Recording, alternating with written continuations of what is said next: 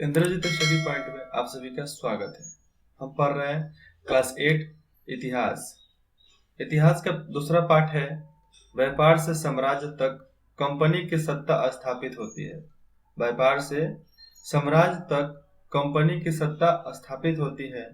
तो चलिए बिना समय गंवाए शुरू करते हैं। लाइक सब्सक्राइब आपने नहीं किया है तो कर लो, शेयर भी जरूर करना। तो चलो जानते हैं किस तरह व्यापार हिंदुस्तान में जमाकर कंपनी सत्ता को स्थापित किया। हिंदुस्तान में मुगल बादशाहों में औरंगजेब आखिरी शक्तिशाली बादशाह थे। उन्होंने वर्तमान भारत में बहुत बड़े हिस्से पर नियंत्रण स्थापित कर लिया था और बहुत बड़े हिस्से पर वो राज किया। 1707 में उनकी मृत्यु के बाद बहुत सारे मुगल सूबेदार जो थे, मतलब मंत्री, सूबेदार आज चीफ मिनिस्टर को बोला जाता है। मतलब जो एरिया के जो चीफ मिनिस्टर होते हैं वो सूबेदार, उनको सूबेदार साहब बोला जाता था उस समय। और बड़े बड़े जमींदार अपने ताकत दिखाने लगे थे। उन्होंने अपनी क्षेत्रीय रियासतें कायम कर ली थी और जैसे जैसे विभिन्न भागों में ताकतवर क्षेत्रीय रियासतें सामने आने लगी, दिल्ली अधिक दिन तक प्रभावी केंद्र के रूप में नहीं रह सका और सब अपने अपने क्षेत्र को अपनी रियासत समझ कर चलाने लगे, कर नहीं देते थे। और जब कर नहीं देंगे तो सेंट्रल में जो दिल्ली था वो कैसे स्थापित हो, कैसे चलेगा। इसलिए दिल्ली ज्यादा दिन तक प्रभावी केंद्र बनकर नहीं रहा। लास्ट बादशाह थे, अंतिम बादशाह थे मुगल बादशाह के जफर। उनको अंग्रेजों ने अंग्रेजों ने उनको गिरफ्तार कर लिया और उनको उम्र कैद की सजा हो गई और उनके बेटे को उनके आंखों के सामने मार दिया गया। लास्ट मुगल का अंतिम बादशाह था बादशाह जफर, जिसका नाम आपको नीचे मिलेगा, पूरा डिटेल्स भी मिलेगा किस तरह उन्हें जेल में डाला गया, कैसे क्या हुआ। ऊपर हमने पढ़ा ही है कि वो विद्रोहियों के साथ विद्रोही उनको नेता चुन लिए थे। देखो ये जो फोटो दिख रहा है ना, यही मुगल अंतिम बादशाह है, बहादुर शाह जफर। ठीक है। चित्र 1, कैप्टन हेडसन द्वारा बहादुर शाह जफर और उनके बेटे की गिरफ्तारी हुई है। देखो ये पीछे वाला उनका बेटा है और ये यहाँ का कैप्टन है।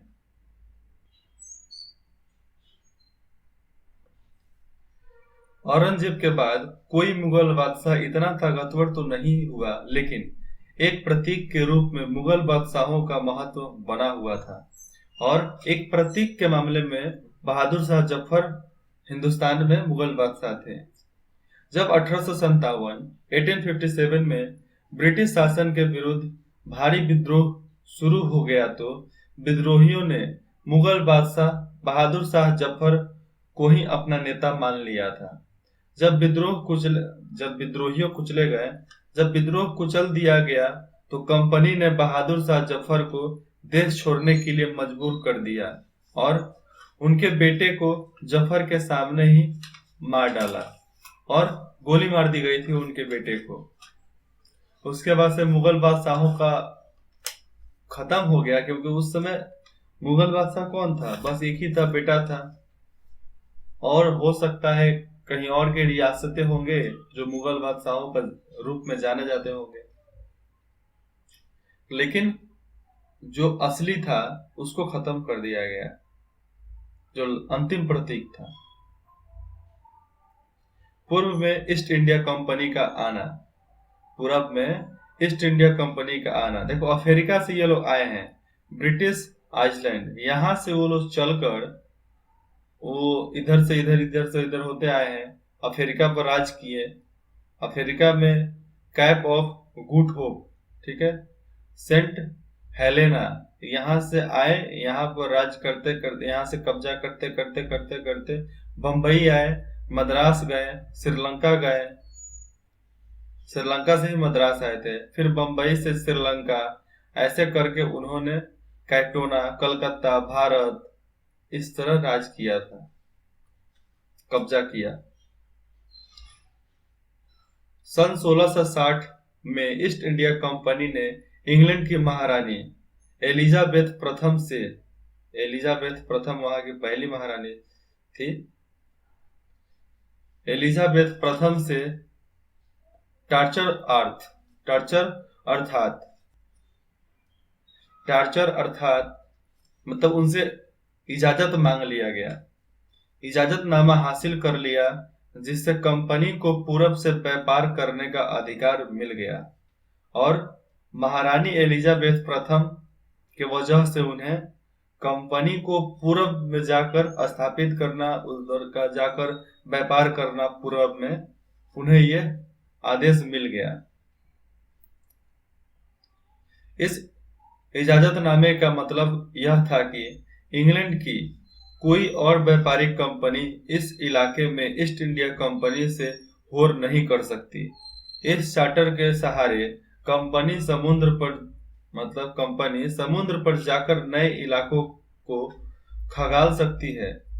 और ये उनका था कि केवल ईस्ट इंडिया कंपनी ही जाकर हर क्षेत्र को खंगाल सकती है कि किधर क्या है। वहां से सस्ती कीमत पर चीजें खरीद कर उन्हें यूरोप में ऊंची कीमत पर बेच सकती है। कंपनी को दूसरी अंग्रेज व्यापारी कंपनियों से, मतलब जितने भी कंपनी के अंग्रेज व्यापारी थे, कंपनियों से प्रतिस्पर्धा का कोई भय नहीं था। जो कंपटीशन होता है ना आज के बिजनेसमैन में कि हम आगे तो हम आगे तो हम आगे, तो वो कंपटीशन ही उस समय खत्म करने के लिए ही इजाजतनामा लिया जाता था महारानी से, क्योंकि महारानी का इजाजतनामा मिल जाएगा तो बाकी कोई तो सिर उठाएगा ही नहीं। लेकिन आपको पता है आज ईस्ट इंडिया कंपनी को एक हिंदुस्तानी ही खरीद कर चला रहा है। उस जमाने में वाणिज्य कंपनियां मोटे तौर पर प्रतिस्पर्धा से बचकर ही मुनाफा कमा सकती थी। अगर कोई प्रतिस्पर्धी न हो तभी वे सस्ती चीजें खरीद कर उन्हें ज्यादा कीमत पर बेच सकती है। और अगर कोई कंपटीशन वाला ही नहीं हो तो उनके मन के मुताबिक है, वो जितना मन करेगा उतना दाम लगा कर बेचेंगे। और एक कंपटीटर आ गया तो बस तुम 2 रुपए बेचोगे तो हम 1 रुपए बेच देंगे, क्योंकि बहुत लोग कम ही खर्चा उठाते हैं जितना उन्हें शिपमेंट में आता है, मतलब ट्रेवलिंग में जितना ट्रांसपोर्ट में खर्चा आता है उतना ही खर्चा पे बहुत लोग बेच देता है अपना नाम बनाने के लिए। वाणिज्यिक एक ऐसा व्यवसायिक उद्यम जिसमें चीजों को सस्ती कीमत पर खरीद कर और ज्यादा कीमत पर बेचकर, यानी मुख्य रूप से व्यापार के जरिए मुनाफा कमाया जाता है, उसे ही व्यापार कहा जाता है। ठीक है, लेकिन अब यहां से देखते हैं, लेकिन यह शाही दस्तावेज दूसरी यूरोपीय ताकतों को पूरब के बाजारों में आने से नहीं रोक सकता था।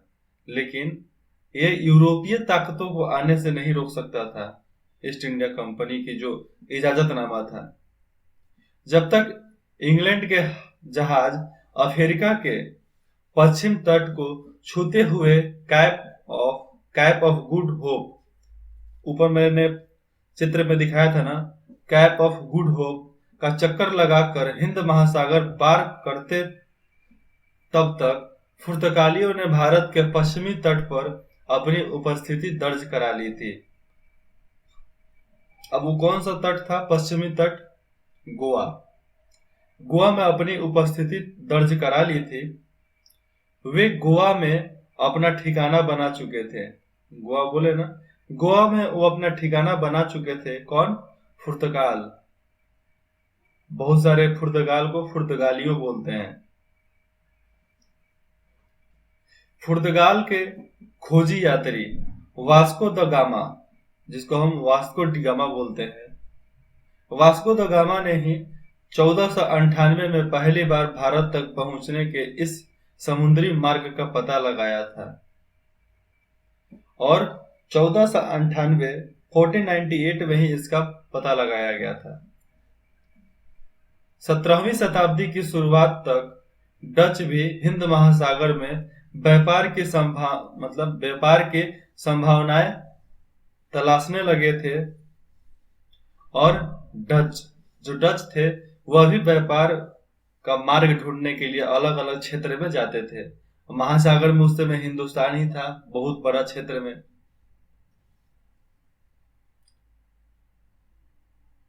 कुछ ही समय बाद फ्रांसीसी व्यापारी भी सामने आ गए, और उस समय फ्रांसीसी व्यापारी भी आ गए। अब कौन कौन व्यापारी आए?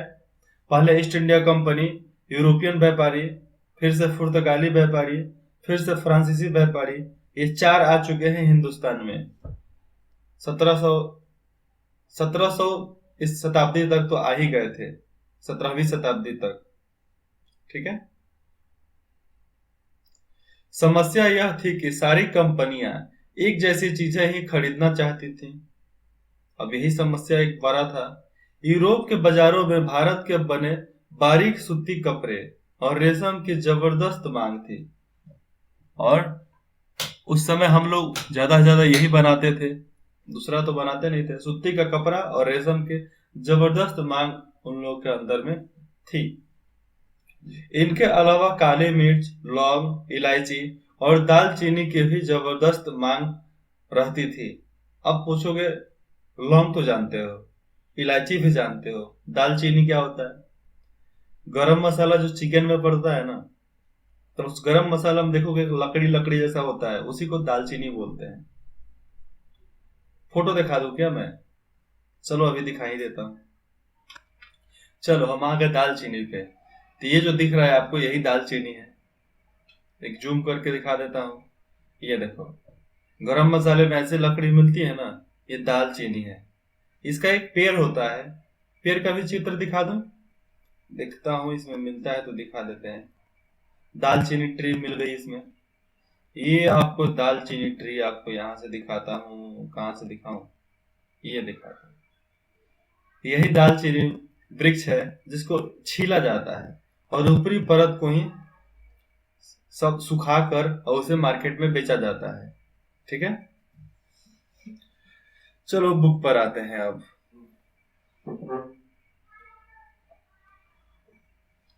दालचीनी हो गया। यूरोपीय कंपनी के बीच इस बढ़ती प्रतिस्पर्धा से भारतीय बाजारों में इन चीजों की कीमतें बढ़ने लगी, और उससे मिलने वाला मुनाफा गिरने लगा। और इन सब कंपनियों की वजह से यहाँ पर हर चीज की कीमत बढ़ गई और मुनाफा कम होता गया। अब इन व्यापारिक कंपनियों के फैलने फूलने का यही एक रास्ता था कि वे अपनी प्रतिस्पर्धी कंपनी को खत्म कर दें। अब उनको फैलना है तो अपने कंपटीटर को खत्म कर दें, यही एक रास्ता उनके पास था। लिहाजा बाजारों पर कब्जे की इस होड़ ने व्यापारिक कंपनियों के बीच लड़ाइयों की शुरुआत कर दी, और यही व्यापारिक कंपनियों के बीच जो लड़ाई शुरू हो गई, क्यों? बाजारों के चलते।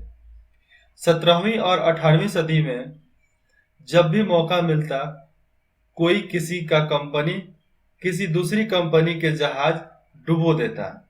मतलब कोई भी कंपनी किसी भी दूसरी कंपनी का जहाज डुबो देता समुद्र में, रास्ते में रुकावटें खड़ी कर देता, और माल से लदे जहाजों को आग लगा देता।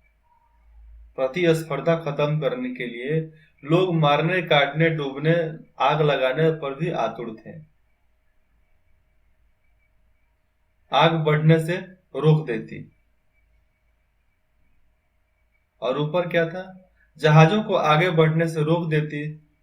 यह व्यापार हथियारों के मदद से चल रहा था, और ये व्यापार जितने भी थे वो हथियारों के मदद से चल रहा था। हर नाव पे हथियार हुआ करता था, और व्यापारिक चौकियों को किलेबंदी के जरिए सुरक्षित रखा जाता था, और जहां भी व्यापार होता था उसको चारों तरफ से बाउंड्री कर दिया जाता था। पहले के किला में देखो बड़े बड़े बाउंड्री हुआ करते थे, इतने मोटे मोटे, तोप के गोला भी ले जाओगे तो कोई फर्क नहीं पड़ने वाला उसको।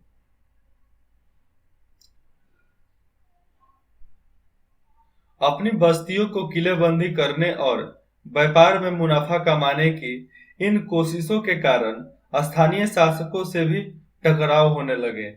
इस प्रकार व्यापार और राजनीति को एक दूसरे से अलग रखना कंपनी के लिए मुश्किल हो रहा था। आइए देखें कि यह कैसे हुआ, कैसे मुश्किल हो रहा था। ईस्ट इंडिया कंपनी बंगाल में व्यापार शुरू करती है और ईस्ट इंडिया कंपनी पहली बार व्यापार शुरू करती है कहाँ पे? बंगाल में। अब बंगाल में शुरू की है तो भाई वहां के नवाब थे। पहली इंग्लिश फैक्ट्री 1651 में हुगली नदी के किनारे शुरू हुई और हुगली नदी पर ही उनका 1651 में पहला फैक्ट्री बैठा। कंपनी के व्यापारी यहीं से अपना काम चलाते थे। इन व्यापारियों को उस जमाने में फैक्टर कहा जाता था। इस फैक्ट्री में वेयर हाउस था जहां निर्यात होने वाली चीजों को जमा किया जाता था। गोदाम, उस फैक्ट्री में गोदाम था जहां पर वहां के निर्यात वाले चीजों को एक जगह पर रखा जाता था। यहीं पर उसके दफ्तर थे जिसमें कंपनी के अफसर बैठते थे। जैसे जैसे व्यापार फैला, कंपनी ने सौदागरों और व्यापारियों को फैक्ट्री के आसपास आकर बसने के लिए प्रेरित किया। 1696 तक 1696 तक कंपनी ने इस आबादी के चारों, मतलब जो उनकी आबादी थी, इस आबादी के चारों तरफ एक किला बनाकर शुरू कर दिया। किला बनाना मतलब चारों तरफ से घेरना शुरू कर दिया था। 2 साल बाद उसने मुगल अफसरों को रिश्वत देकर 3 गांवों की जमींदारी भी खरीद ली। और 3 गांव की जमींदारी मतलब समझ लो एक गांव में उस समय 40-40 एकड़ हुआ करता था। उस सारे मतलब रिश्वत देकर सब खरीद लिया। इनमें से एक गांव कालीकत्ता, एक गांव था कालीकत्ता जिसको कलकत्ता बोलते हैं, वो भी एक गांव ही है ना। कालीकत्ता जो बाद में कलकत्ता बना। अब इसे कोलकाता, पहले कालीकत्ता, कलकत्ता, फिर कोलकाता हुआ। अब इसकी कहानी भी जबरदस्त है। अंग्रेज गया और जाकर वहां से पूछा, वो तो अपने फ्रेंच लैंग्वेज में पूछ रहा था, इंग्लिश लैंग्वेज में, कि कब काटी, ये कौन सा जगह है, ये कौन सा जगह है। तो वो समझ लिया कि फसल कब काटा, वो बोला कलकत्ता। तो ये समझ लिया ओ कालीकत्ता, कालीकत्ता, इसलिए कालीकत्ता नाम पड़ा। फिर कलकत्ता, कल काटा। ये कहानी है, ये जरूरी नहीं है कि सच भी हो। और आज उसे कोलकाता के नाम से जानते हैं। कंपनी ने मुगल साम्राज्य औरंगजेब को इस बात के लिए भी तैयार कर लिया कि वह कंपनी को बिना शुल्क चुकाए व्यापार करने का फरमान जारी कर दे। मतलब ऐसा फरमान जारी कर दे कि हमें आपके मुगल बादशाह को, कंपनी को शुल्क ना चुकाना पड़े, मतलब कर नहीं देना पड़े। फरमान, एक शाही आदेश। फरमान का मतलब होता है एक शाही आदेश। और बिना शुल्क जमाए, बिना शुल्क दिए वह व्यापार करने के लिए इजाजत मांग रहा था। ये देखो हुगली नदी के किनारे एक फैक्ट्री बसा है, वही फैक्ट्री है। कंपनी ज्यादा से ज्यादा रियासतें हासिल करने और पहले से मौजूद अधिकारियों का ज्यादा से ज्यादा फायदा उठाने में लगी थी। उदाहरण के लिए औरंगजेब के फरमान से केवल कंपनी को ही शुल्क मुक्त व्यापार का अधिकार मिला था। मतलब औरंगजेब के फरमान के वजह से केवल कंपनी को ही शुल्क मुक्त व्यापार करने का अधिकार मिला, जो सबसे बड़ी गलती थी औरंगजेब की, जो सबसे बड़ी गलती थी औरंगजेब की। कंपनी के जो अफसर निजी तौर पर व्यापार चलाते, उन्हें यह छूट नहीं दी थी। जो निजी तौर पर चलाते थे उन्हें छूट नहीं थी, लेकिन उन्होंने भी शुल्क चुकाने से इनकार कर दिया। इससे बंगाल में राजस्व वसूली बहुत कम हो गई। ऐसे भी भला बंगाल के नवाब मुर्शिद कुली खान विरोध क्यों ना करते हैं। और वहां के नवाब थे मुर्शिद कुली खान, उन्होंने विद्रोह किया कि नहीं भाई, हमें देना है तो दो, और नहीं तो व्यापार को अपने ले जाओ, जहां ले जाना जहां ले जाओ, लेकिन यहाँ पर नहीं चलेगा, ये सब नहीं चलने वाला। चित्र 3 में देखो, मद्रास के जहाजों से सामान लाती स्थानीय नौका विलियम विलियम सिल्पन्स द्वारा बनाया गया चित्र।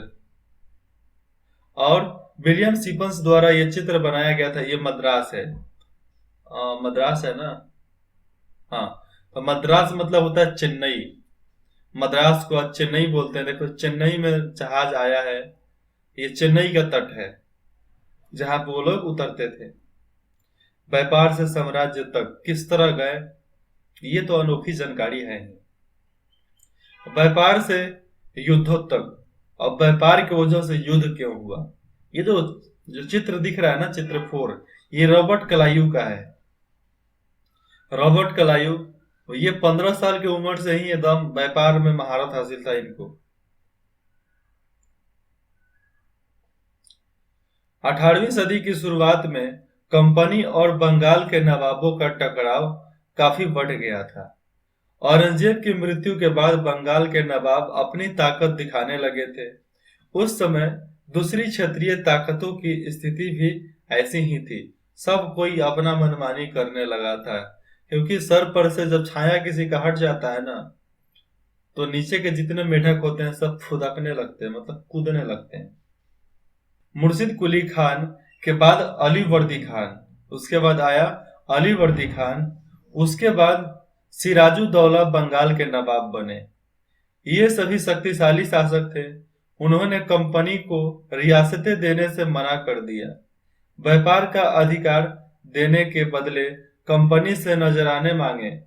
मतलब व्यापार का अधिकार देने के लिए कंपनी से नजराने मतलब पैसे मांगे। उसे सिक्के ढालने का अधिकार नहीं दिया। कंपनी को सिक्के ढालने का अधिकार नहीं दिया गया था। और उसकी किलेबंदी को मतलब बढ़ाने से रोक दिया गया।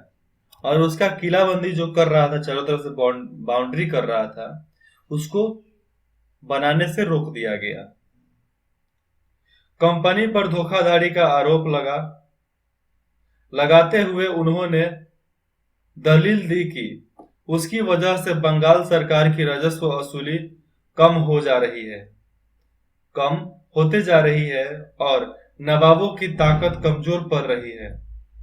कंपनी टैक्स चुकाने को तैयार नहीं थी और कंपनी टैक्स देना नहीं चाहती थी। उसके अफसरों ने अपमानजनक चिट्ठियां लिखी और नवाबों और उनके अधिकारियों को अपमानित करने का प्रयत्न किया। और ये लोग हर अधिकारियों को अपमानित करने का प्रयास किया अंग्रेजों ने, कि नवाब अच्छा नहीं है, उनके सिपाही अच्छा नहीं है। इसके लिए तो उस समय थे कौन, बहादुर शाह जफर को लिखा जा रहा था। कंपनी का कहना था कि स्थानीय अधिकारों की बेतुकी मांग से कंपनी का व्यापार तबाह हो रहा है। व्यापार तभी फल फूल सकता है जब सरकार शुल्क हटा दे। कंपनी को इस बात का भी यकीन था कि अपना व्यापार फैलाने के लिए उसे कंपनी की आबादी बढ़ानी होगी, गांव खरीदने होंगे और किलों का पुनः निर्माण करना होगा, और उनके किला जो था उसका पुनः निर्माण करना होगा। ये रुकावट दिनों दिन गंभीर होते हुए अंततः इस टकरावों की परिणति उस समय पलासी के प्रसिद्ध युद्ध के रूप में हुई। और पलासी क्या था, पलासी एक फूल का नाम है। पलासी एक फूल हुआ करता था, लाल लाल होता था, जिसको पीस कर सुखाकर गुलाल बनता था, मतलब रंग बनता था। तो ये टकराव पलासी के प्रसिद्ध युद्ध से शुरू हुआ। पलासी का युद्ध, इसके पहले जान लेते हैं कठपुतली का मतलब, क्योंकि नीचे आने वाला है। कठपुतली यह एक खिलौना होता है जिसे आप धागों के सहारे अपने हिसाब से नचाते हैं। जो व्यक्ति किसी और के इशारों पर चलता है उसे भी मजाक उड़ाने के लिए अफसर कठपुतली कहा जाता है। मतलब जितने भी अफसर होते हैं कठपुतली कहते हैं उसे। पलासी का युद्ध। अब जानते हैं पलासी का युद्ध क्यों शुरू हुआ था। पलासी एक फूल है। 1756 में अलीवर्दी खान की मृत्यु के बाद सिराजुद्दौला बंगाल के नवाब बने। कंपनी को सिराजुद्दौला की ताकत से काफी भय था। सिराजुद्दौला की जगह कंपनी एक ऐसा कठपुतली नवाब चाहती थी जो उसे व्यापारिक रियासतें और अन्य सुविधाएं आसानी से देने में आनाकानी ना करे, और एक ऐसा कठपुतली वहां पर बैठाना चाहते थे कि जो वो बोले वही करे। कंपनी ने प्रयास किया कि सिराजुद्दौला के प्रतिद्वंदी में से किसी को नवाब बना दिया जाए और ऐसे इंसान को नवाब बना दिया जाए जो उनसे बैर रखता हो। कंपनी को कामयाबी नहीं मिली।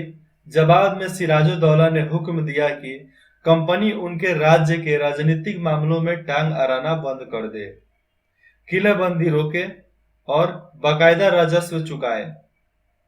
मतलब उनके जितने भी राजनीतिक मामले में अगर टांग लड़ाओगे अड़ाओगे उसे बंद करो, किलेबंदी रोको और जो तुम्हारा बकाया राजस्व है उसे चुकाओ। यह आदेश सिराजुद्दौला ने दिया। जब दोनों पक्ष पीछे हटने को तैयार नहीं हुए तो अपने 30,000 सिपाहियों के साथ नवाब ने किसिम बाजार कलकत्ता के बाजार में स्थित मतलब वहां पर स्थापित जो भी था ईस्ट इंडिया फैक्ट्री पर हमला बोल दिया। नवाब की फौजों ने कंपनी के अफसरों को गिरफ्तार कर लिया, गोदाम पर ताला डाल दिया, अंग्रेजों के हथियार छीन लिए और अंग्रेज जहाजों को घेरे में ले लिया। इसके बाद नवाब ने कंपनी के कलकत्ता स्थित किले पर कब्जे के लिए उधर का रुख किया। मतलब उसके बाद से कलकत्ता स्थित किले पर जितने भी उनके कब्जे थे उसे भी उधर का रुख किया। अब उसे भी छुड़ाने के लिए चल पड़े। अरे राजा है भाई, वो कुछ भी कर सकता है, ये समझना चाहिए गधों को। व्यापारी सबसे बड़ी गलती हुई थी औरंगजेब से कि बिना शुल्क चुकाए व्यापार करने की अनुमति देना। नहीं देंगे भाई, सीधी सी बात है। हम कलकत्ता के हाथ से निकल जाने की खबर सुनने पर मद्रास में तैनात कंपनी के अफसरों ने भी रॉबर्ट क्लाइव के नेतृत्व में सेनाओं को रवाना कर दिया। मतलब वहां के अफसर जो थे वो रॉबर्ट क्लाइव के नेतृत्व में कुछ सेना रवाना किए। इस सेना को नौसैनिक बेरों की मदद भी मिल रही थी और वो जो सेना थे उनके नौसैनिक बेरो मतलब नौसैनिक लोग भी थे वहां पे। इस तरह आज के युग में नेवी है, उस तरह नेवी का भी सपोर्ट मिला। उसके बाद ये जान ले, क्या आप जानते हैं, मैं पढ़ के बता देता हूं, क्या आप जानते थे कि पलासी का यह नाम किस तरह पड़ा? दरअसल असली नाम पलासी था जिसे अंग्रेजों ने बिगाड़ दिया। पलासी, ठीक है, पलासी कर दिया था। इस जगह को पलासी यहाँ पाए जाने वाले पलास के फूलों के कारण कहा जाता था। पलास के खूबसूरत लाल फूलों से गुलाल बनाया जाता था जिसका होली पर इस्तेमाल होता था। और पलासी से गुलाल मतलब रंग बनाए जाते थे, अबीर, जो हम लोग होली में इस्तेमाल करते थे।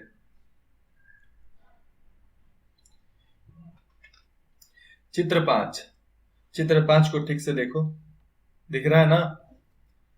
यहाँ पे देखो ऊपर लिखा है महान्यायालय। तो ये न्यायालय हुआ करता था। महान्यायालय कक्ष East India House, Leaden Halls Street. East India Company के कोर्ट ऑफ प्रोप्राइटर्स की लंदन स्थित लेडन हॉल्स स्ट्रीट पर बने ईस्ट इंडिया हाउस में बैठकें होती थी, यह ऐसी ही एक सभा का चित्र है। किस तरह इधर लोग मेन लोग बैठे हैं जो सजा सुनाते हैं, कुछ लोग बहस करते हैं, बाकी लोग बैठकर सुनते हैं। जैसे आज का कोट है, ये सिराजुद्दौला है, महाशक्तिशाली सिराजुद्दौला। नवाब के साथ लंबे समय तक सौदेबाजी चली। आखिरकार 1757 में रॉबर्ट क्लाइव ने पलासी के मैदान में सिराजुद्दौला के खिलाफ कंपनी के सेना का नेतृत्व किया। नवाब सिराजुद्दौला की हार का एक बड़ा कारण उसकी सेनापति में से एक सेनापति मीर जफर की कारगुजारी, मतलब उसकी गद्दारी, कारगुजारी भी थी। मीर जफर की टुकड़ियों ने इस युद्ध में हिस्सा नहीं लिया।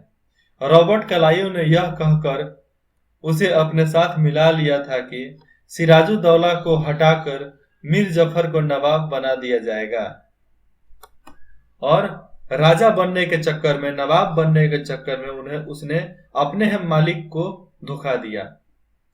ऐसे लोग ज्यादा दिन चलते नहीं है, क्योंकि जो कठपुतली होते हैं वो क्या करते हैं, उन्हें जब मन करे जब हटाया जा सकता है। इसलिए कभी भी अपने शरण देने वाले को उसके नीचे जमीन घसकाने वाला काम नहीं करना चाहिए, गद्दारी का काम नहीं करना चाहिए।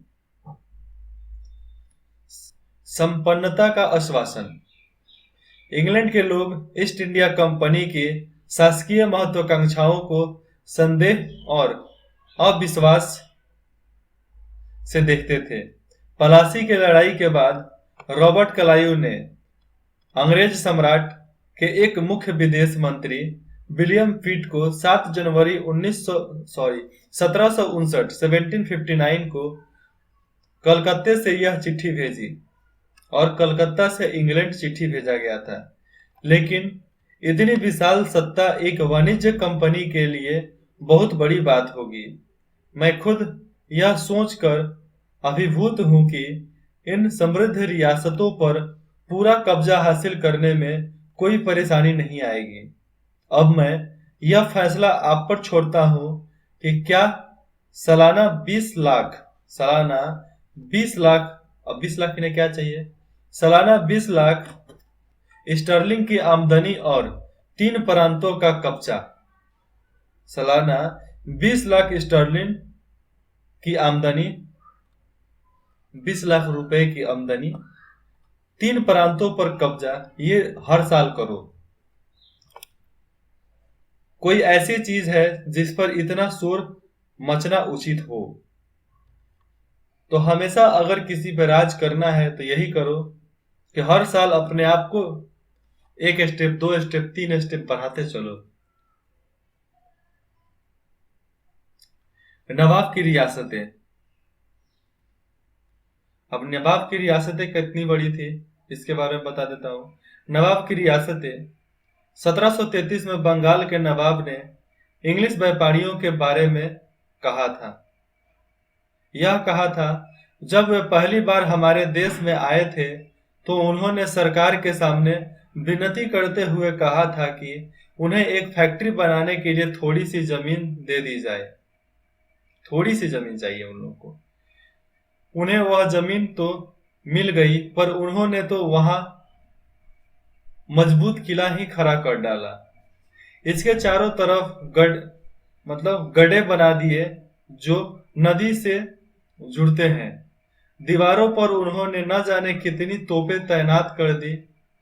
उन्होंने बहुत सारे सौदागरों और अन्य लोगों को अपने मतहत रखने के लिए तैयार कर लिया। पैसे दे दो, रिश्वत दे दो, लोग तैयार हो जाएंगे आपके अंडर में रहने के लिए। और वह 1 लाख रुपए राजस्व वसूल कर रहे हैं। वे असंख्य औरतों और मर्दों को उनके ही देश में गुलाम बनाकर लूट खसोट रहे हैं। और ये कहा था कौन? नवाब की शिकायतें थी। और 1733 में उस समय नवाब थे। 1733 में जो भी नवाब था बंगाल का, चाहे जहां का, तो उस समय राजा हुआ करते थे बहादुर शाह जफर, तो उन्हें ही शिकायत की गई थी।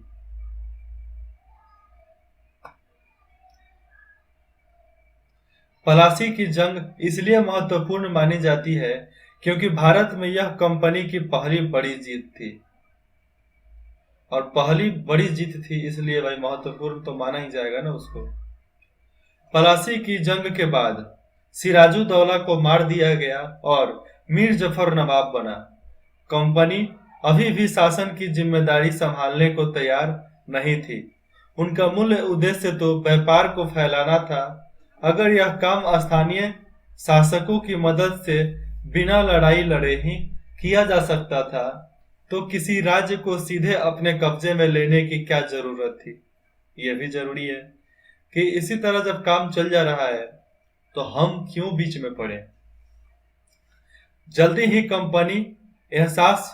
कंपनी को एहसास होने लगा कि यह रास्ता भी आसान नहीं है। कठपुतली नवाब भी हमेशा कंपनी के इशारों पर नहीं चलते थे। आखिरकार उन्हें भी तो अपनी प्रजा की नजर में सम्मान और संप्रभुता का दिखावा करना पड़ता था। मतलब कंपनी की हर बात को नहीं मानते थे, क्योंकि जो भी कठपुतली नवाब भी था उस समय मीर जफर था पहला, उसे भी अपना सम्मान, लोगों के नजर में, प्रजा के नजर में सम्मान और संप्रभुता कि मतलब वो हमारी आदेश को माने, उसका भी दिखावा करना पड़ता था। तो फिर कंपनी क्या करती? जब मीर जफर ने कंपनी का विरोध किया तो कंपनी ने उसे हटाकर मीर कासिम को नवाब बना दिया। जब मीर कासिम परेशान करने लगा तो बक्सर की लड़ाई 1764 में उसको भी हराना पड़ा। उसे बंगाल से बाहर कर दिया गया और मीर जफर को दोबारा नवाब बना दिया गया, और मीर कासिम को हटाकर मीर जफर को दोबारा नवाब बनाया गया। अब नवाब को हर महीने 5 लाख रुपए कंपनी को चुकाने थे। कंपनी अपने सैनिक खर्चों से निपटने, व्यापारिक जरूरतों तथा अन्य खर्चों को पूरा करने के लिए और पैसा चाहती थी। कंपनी और ज्यादा इलाके तथा और ज्यादा कमाई चाहती थी।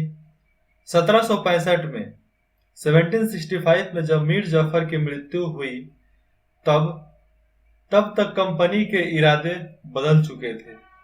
कठपुतली नवाबों के साथ अपने खराब अनुभवों को देखते हुए कलायू ने ऐलान किया कि अब हमें खुद ही नवाब बनना पड़ेगा, और कैप्टन कलायू जो था उसने बोला कि अब हमें खुद ही नवाब बनना पड़ेगा, तभी हम राजपाट संभाल सकते हैं, अन्यथा नहीं संभाल सकते। आखिरकार 1765 में मुगल सम्राट जो थे उस समय, मुगल सम्राट ने कंपनी को ही बंगाल प्रांत का दीवान नियुक्त कर दिया। दीवानी मिलने के कारण कंपनी को बंगाल के विशाल राजस्व संसाधनों पर नियंत्रण मिल गया था।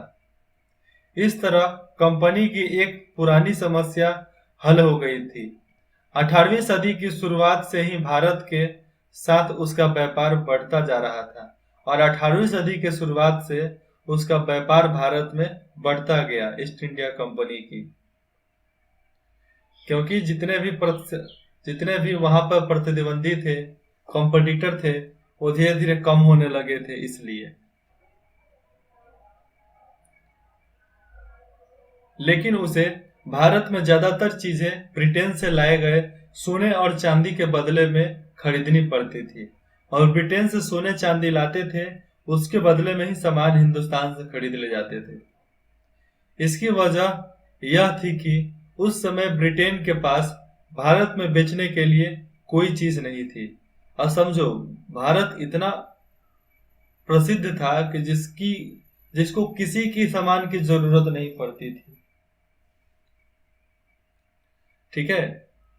पलासी की जंग के बाद ब्रिटेन से सोने की निकासी, मतलब सोने से आयात जो होता था, निकासी कम होने लगी, और बंगाल की दीवानी मिलने के बाद तो ब्रिटेन से सोना लाने की जरूरत ही नहीं रही। अब भारत से होने वाली आमदनी के सहारे ही कंपनी अपने खर्चे चला सकती थी। इस कमाई से कंपनी भारत में सूती और रेशमी कपड़ा खरीद सकती थी, कंपनी फौजों को संभाल सकती थी और कलकत्ते में किलों और दफ्तरों के निर्माण की लागत, जो वहां पर निर्माण में लागत थी, अब उठा सकती थी कंपनी। क्यों? क्योंकि दीवानी मिल गई थी बंगाल की, जिसको आज कलकत्ता बोलते हैं। पहले कलकत्ता में ही तो सब चीज था ना। ये बंगाल कहाँ था? बंगाल तो बिहार का एक पार्ट हिस्सा था, आधा बिहार का आधा बंगाल का। आज बांग्लादेश हो गया है। कलकत्ता क्या है? उत्तर राजधानी है ना। बंगाल की राजधानी है कलकत्ता, जिस तरह बिहार की राजधानी पटना। पहले पाटलिपुत्र था, पटना हो गया है। चलिए फिर मिलते हैं अगले पार्ट में नए जोश नए उमंग के साथ। और इंद्रजीत स्टडी पॉइंट में जुड़ने के लिए आप सभी का धन्यवाद।